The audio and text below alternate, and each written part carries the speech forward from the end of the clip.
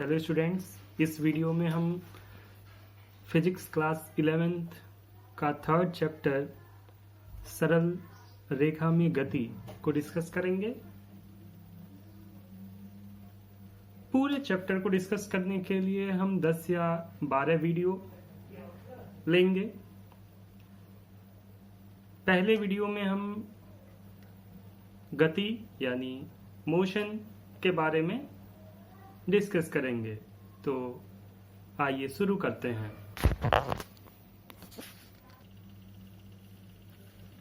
So students, आपका class 11 का third chapter straight line motion, सरल रेखा में गति। सबसे पहले इंट्रोडक्शन देखेंगे। इंट्रोडक्शन में पहला पॉइंट है आपका डेफिनेशन, परिभाषा गति की। मोशन किसी पिंड अथवा कण द्वारा समय के सापेक्ष स्थिति में परिवर्तन की क्रिया को गति कहते हैं। मान लीजिए कोई वस्तु है, कोई बॉल है। यदि ये समय के साथ, मान लीजिए किसी समय a पर ये यहाँ पर है, किसी टाइम t1 पे ये पॉइंट a पर है और किसी टाइम t2 पर ये पॉइंट b पे चली गई ये बॉल। ठीक, तो टाइम चेंज हुआ और टाइम के साथ इसकी पोजीशन भी चेंज हुई। तो ये जो क्रिया हुई इसे हम कहते हैं गति, मोशन। हम कहेंगे कि ये बॉल मोशन में है, गति कर रही है। फिर परिभाषा, किसी पिंड अथवा कण द्वारा समय के सापेक्ष स्थिति में परिवर्तन की क्रिया को गति कहते हैं। एक और परिभाषा है जो हम आगे देंगे। फिर ये सबसे मूलभूत बेसिक डेफिनेशन है, यहाँ पे इसे जानते हैं। आगे हम और कई परिभाषाएं देंगे। आगे आते हैं कुछ उदाहरण आपके लिए। जैसे मान लीजिए कोई लड़का A है, वो स्थिति स्मॉल a पर है।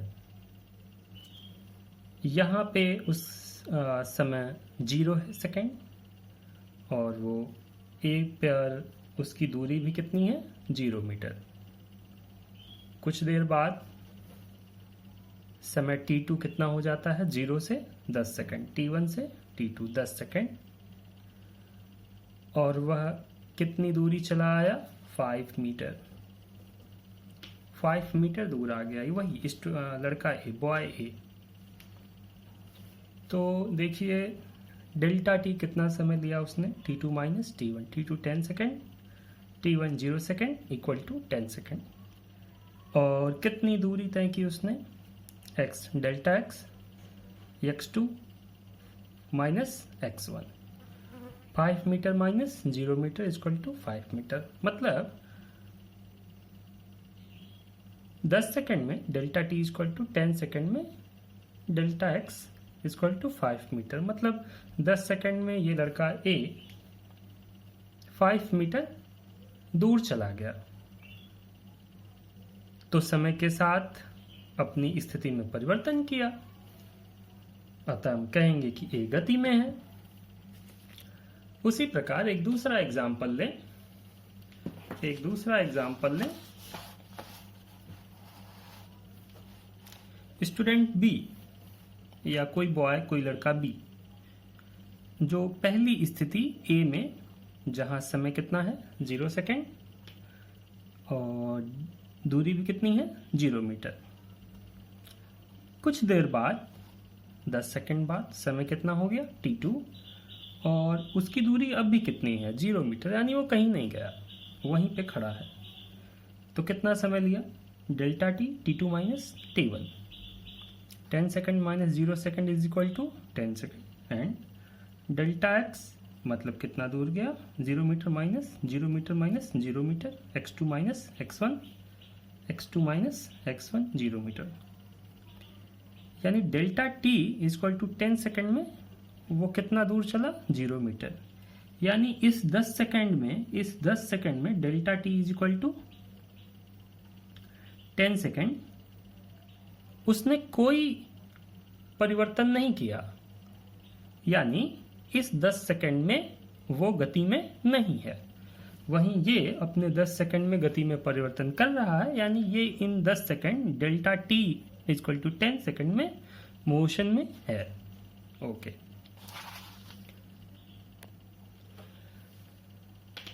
गति एक सापेक्षिक भौतिक राशि है। सापेक्षिक गति हमारा दूसरा पॉइंट, सापेक्षिक गति, रिलेटिव मोशन। गति एक सापेक्षिक भौतिक राशि है, अर्थात कोई पिंड गति में है या नहीं, यह जानने के लिए किसी दूसरी वस्तु से उसकी स्थिति की तुलना करते हैं। इस प्रकार प्राप्त गति की अवस्था को सापेक्षिक गति कहते हैं। समझने के लिए मान लीजिए 3 लड़के हैं, ए, बी और सी।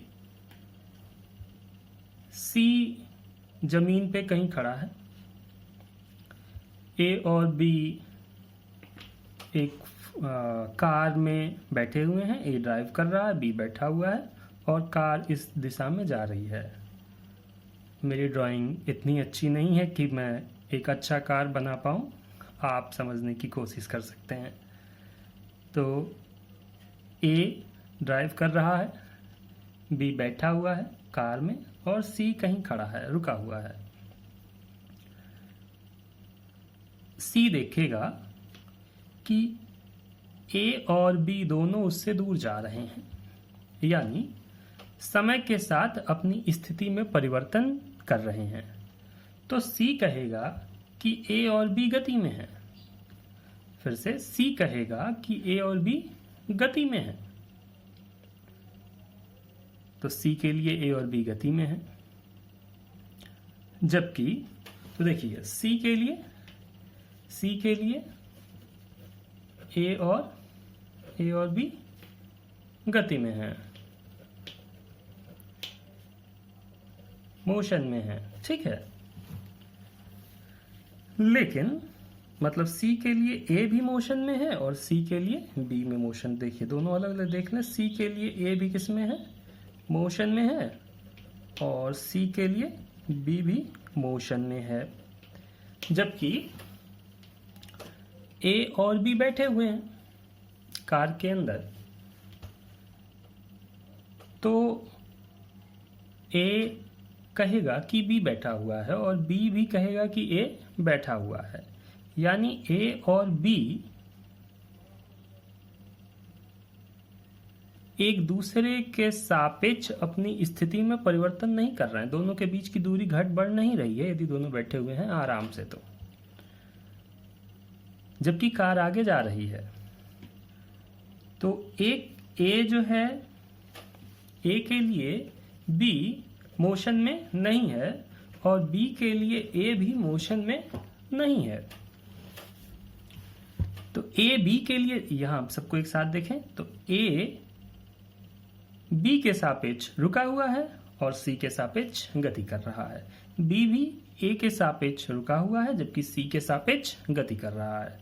तो हम देख सकते हैं कि एक ही वस्तु, पिंड या कोई व्यक्ति किसी एक के सापेक्ष रुका हुआ है तथा दूसरे के सापेक्ष गति कर रहा है।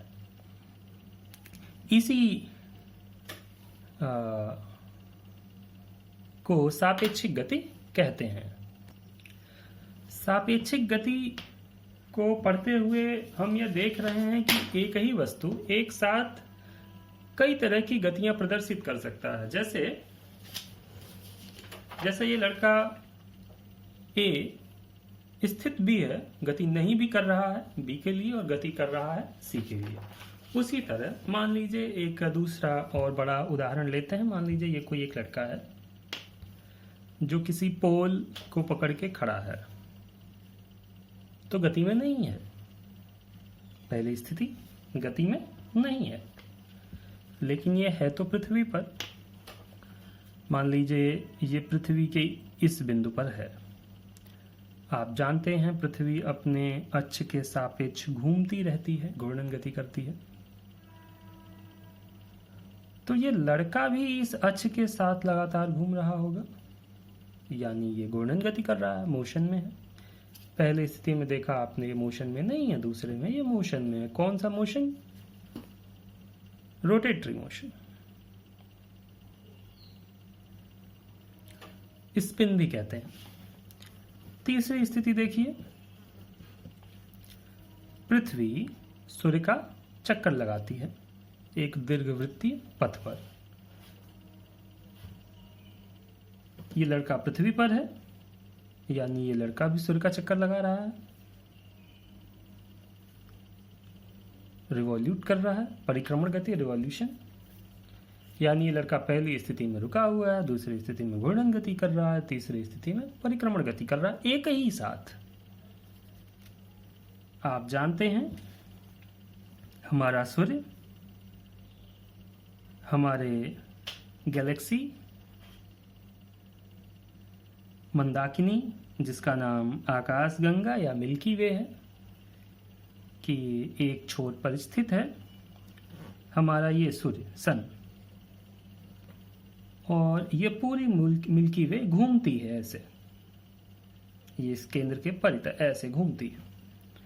तो ये सूर्य भी क्या होता है, ऐसे चक्कर लगाता है। किसका? मिल्की वे के सेंटर का। तो सूर्य के पास पृथ्वी है, पृथ्वी पर ये लड़का है, यानी ये सूर्य यदि इसका चक्कर लगा रहा है, यानी ये लड़का भी इस मिल्की वे का चक्कर लगा रहा है। तो ये लड़का कई गतियां कर रहा है। पहले तो एक स्थिति में गति में नहीं है, दूसरे में घूर्णन गति कर रहा है, तीसरे में परिक्रमण गति कर रहा है, चौथी स्थिति में ये मिल्की वे का चक्कर लगा रहा है। इस प्रकार और भी कई गतियां ये कर रहा होगा एक ही समय। गतियों के कई प्रकार होते हैं, दोलनी गति, वृत्तीय गति, प्रक्षेप गति, कई प्रकार की गतियां। लेकिन इस पार्ट में हम गति की बस एक विशेष प्रकार, जिसे हम कहते हैं सरल रेखा में गति, जो आपके पाठ का नाम है, हम उसे ही देखेंगे। सरल रेखा में गति पढ़ने के लिए हमें दूरी, विस्थापन और लंबाई के बारे में डिटेल में जानकारी चाहिए, जिसे हम अगले वीडियो में आपको देंगे। इस वीडियो में हमने आपको गति के बारे में प्रारंभिक चीज़ें बताई, इंट्रोडक्शन सेशन था ये। तो अगले पार्ट में हम अगले लेक्चर में हम गति की एक नई परिभाषा के साथ शुरुआत करेंगे और सरल रेखीय गति के बारे में विस्तृत अध्ययन करेंगे। इस लेक्चर में बस इतना ही। यदि आपको कोई डाउट है तो आप कमेंट सेक्शन में जरूर बताइए।